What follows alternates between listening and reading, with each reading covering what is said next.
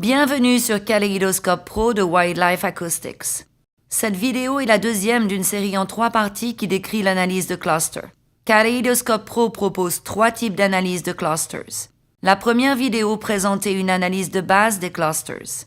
Cette dernière est utilisée pour identifier et trier des vocalisations similaires détectées à partir d'enregistrements réalisés par des Wildlife Acoustic Song Meters ou par d'autres enregistreurs. Cette deuxième vidéo de la série explique comment créer et personnaliser un classificateur simple pour le tri et l'étiquetage de nouveaux fichiers d'entrée. Un classificateur simple est facile à réaliser et offre un aperçu général des espèces présentes.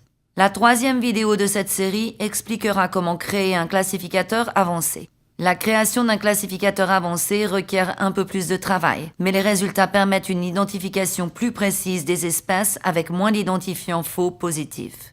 Nous allons commencer par examiner les résultats du processus de traitement par lot initial d'analyse par clusters. À partir de 36 fichiers analysés, 1500 vocalisations ont été détectées. Celles-ci ont été classées en 30 clusters distincts. En écoutant les vocalisations de la première analyse des clusters, je vais créer des noms personnalisés pour les clusters. Je vais parcourir les premières vocalisations de chaque cluster pour avoir une idée de ce qui a été enregistré. Ok, cette vocalisation ressemble à un merle d'Amérique. Je vais écouter la vocalisation pour confirmer. À l'origine, ce cluster s'appelle le cluster numéro 2. Je clique sur la fenêtre Results, puis je vais dans le menu File et je sélectionne Edit Cluster Name. Je vais taper merle d'Amérique et cliquer sur OK. Maintenant, toutes les vocalisations de ce cluster ont été renommées merle d'Amérique. Je vais continuer à passer en revue les clusters. Ce cluster semble être un cardinal. Je vais nommer ce cluster. Ensuite, j'entends quelque chose qui ressemble à une sorte de G. Le G est très distinctif en raison de la gamme variée des chants qu'il émet. Je vais nommer le cluster G. Et voici un autre cluster qui ressemble aussi à un G. Kaléidoscope Pro a trouvé suffisamment de différence entre ce G et la vocalisation précédente pour créer un nouveau cluster pour cette variante du G. Je sais que c'est un G, alors je vais le nommer comme tel. Si je continue à parcourir les clusters, je remarque différents types d'oiseaux, puis j'arrive à un cluster qui ressemble à un cardinal, mais avec un chant différent de celui que nous avions entendu dans l'exemple précédent. Je vais nommer ce cluster. En fait, il est conseillé d'examiner les premières détections d'un cluster, qui sont les plus proches du centre du cluster, pour avoir une idée du schéma général. Oui, ce cluster ne semble compter que des G.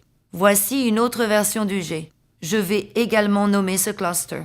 Et ce dernier cluster est un peu inhabituel. Si j'écoute attentivement, je perçois le son d'une voix humaine. Je vais cataloguer ce cluster en tenant compte. Lorsque j'ai fini de nommer les clusters qui m'intéressent, je vais sur Results et je clique sur Save. La fenêtre de résultats représente un sous-fichier cluster.csv créé lors du traitement initial par lot. Un fichier .csv est un fichier tableur standard contenant les métadonnées des fichiers d'origine et de l'analyse par cluster. Le fichier .csv peut également être mis à jour avec des identifiants ajoutés manuellement. Un fichier cluster.kcs a également été créé lors de l'analyse initiale. Il a également été mis à jour avec les noms des clusters. Je reviens à l'onglet Batch et sélectionne mon deuxième cluster d'enregistrement. Je sélectionne un nouveau répertoire de sortie. Dans l'onglet Cluster Analysis, je vais sélectionner Use Existing.kcs pour trier les nouveaux enregistrements et créer un nouveau fichier cluster.csv. Je peux naviguer et diriger Kaléidoscope Pro vers le fichier cluster.kcs créé puis modifié à partir du premier scan. L'objectif du fichier cluster.kcs est d'être utilisé comme classificateur lors de l'analyse de nouveaux enregistrements. Arrêtons-nous un instant et revenons sur ce que nous avons fait jusqu'à présent. Un premier lot de fichiers a été analysé pour les vocalisations. À partir des fichiers, les vocalisations ont été classées en clusters en fonction de leur similarité. C'était l'analyse de base des clusters. Nous avons ensuite examiné les clusters créés à partir du premier traitement par groupe. Nous avons identifié différentes espèces d'oiseaux et nous avons renommé les clusters pour représenter ces espèces. Le nom des clusters nouvellement édités ont été enregistrés dans un fichier tableur.csv ainsi que dans un fichier clusters.kcs.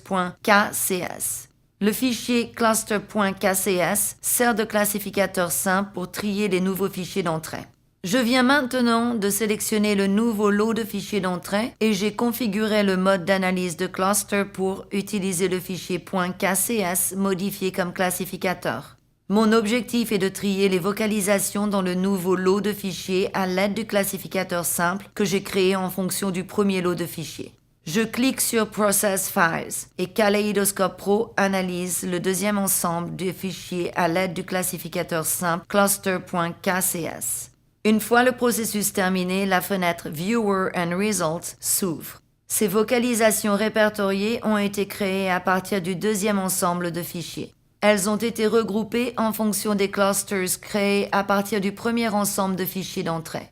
D'autre part, les nouveaux clusters ont maintenant les noms que nous leur avons attribués.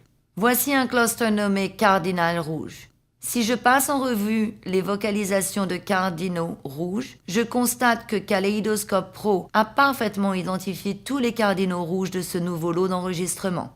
Voici le cluster que j'ai nommé Humain. Et si je continue à faire défiler les vocalisations, je finis par trouver des vocalisations appelées Merle d'Amérique. Vous pouvez également voir les clusters que je n'ai pas pris la peine de nommer dès le premier lot. Les clusters sont répertoriés par ordre alphanumérique. Je peux maintenant comparer, par exemple, combien de merles d'Amérique ont été identifiés entre le deuxième lot d'enregistrement et le premier lot. Mon classificateur simple m'a déjà fait gagner beaucoup de temps pour trier les vocalisations du deuxième lot de fichiers et de tout autre futur fichier. Merci d'avoir regardé la deuxième partie des vidéos sur le démarrage rapide de la mise en cluster.